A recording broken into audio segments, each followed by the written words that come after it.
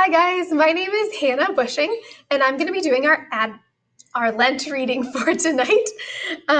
This is for week 2 on Friday. This is going to be focusing on Mark 6:45 through 52.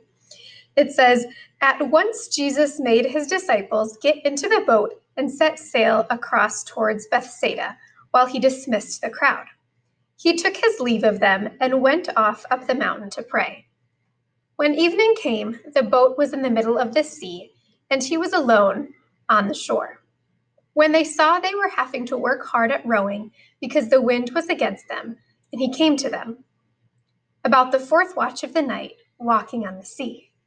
He intended to go past them, but they saw him walking on the sea and thought it was an apparition. They yelled out. All of them saw him, and they were scared stiff. At once he spoke to them. 'Cheer up,' he said. 'It's me. Don't be afraid.' He came up to them and got into the boat, and the wind stopped. They were overwhelmed with astonishment. They hadn't understood about the loaves because their hearts were hardened. So there we were on the boat. We didn't know why he was in such a hurry that we should get away, and we didn't know where he'd gone now or what he was expecting would happen next. It just seemed that there was quite a sense of excitement after that extraordinary business with the loaves. Once people had got over their hunger and started to ask questions, they wanted to know how it happened, and some were getting very enthusiastic. And then Jesus told us to leave at once. The last thing we saw was him heading up into the hills, probably off to pray again. He was always doing that. Wish I knew what he said. Anyway, we were back to the usual routine on the boat, taking turns with the sails, though that didn't last long because the wind swung round, unpredictable as ever with all those hills around the lake, and so it was back to the oars again. All right for those who'd always done it for a living, but for the rest of us, it's horribly hard work, and you take the skin off your fingers if you don't grip the oar properly, which I never seem to be able to manage. And for most of the time, it looks like you're not getting anywhere. Watching the landmarks on the shore, we didn't seem to be moving much at all. Then we realized night was on the way. Darkness comes quickly in the spring. Soon, all we could see were a few fires on the shore, probably shepherds, I suppose. And there we were, between the black sky and the black waters, nobody saying much now, everybody tired, almost forgetting the ridiculous things we'd seen. Taking turns with the oars, losing track of time, but everybody longing for sleep. And what was that? Did you see something? Yes, over there. No, it can't be. It must be a ghost. We're being followed. Perhaps we're doomed. Perhaps it's an angel of death coming to drown us all. And then the voice, so calm, so natural, almost as though he was teasing us. Here we are, dropping the oars in fright, and there he was, as though he was out for an afternoon stroll, going to walk right by us. And then, cheer up, it's me. Like, what's the problem? I wanted to say, what do you mean, cheer up? I've lived by this lake all my life, and this is the first time I've seen anyone walking on it. What's going on? Perhaps we're all mad, or perhaps the world has gone mad, or perhaps...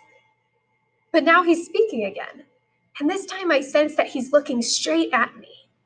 Funny how he makes you feel like that. Don't be afraid. Well, why not? I thought. Anyone in my position.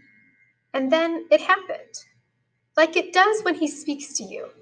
Like a cold drink on a hot day. Don't be afraid. He says that quite a lot, and it rings bells with things I've heard in the synagogue. In the scriptures, too.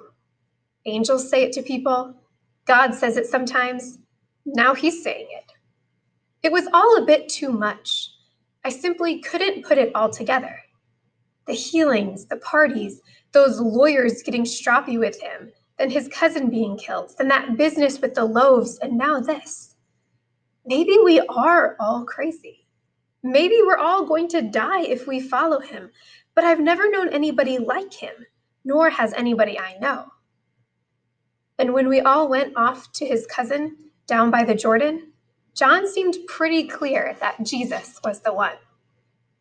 I'll tell you what though, I'd rather row across the lake in a storm when he tells me to than do what that jumped up king on the road would like us to do.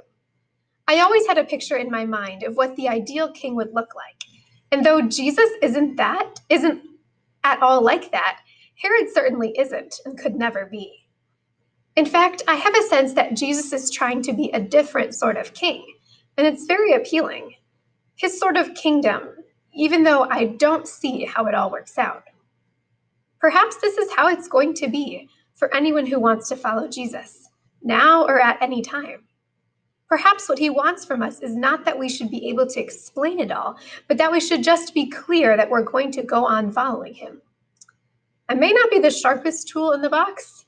My father used to always say that because he was a carpenter too, like Jesus' father. But I reckon I'm in this for the long haul. I may not always understand it the first time off, but I still show up. Or my name's not Thomas Didymus. The prayer at the end says, "Surprise us, loving Lord, with your unexpected power and presence, and help us not to be afraid when you do new things in our lives."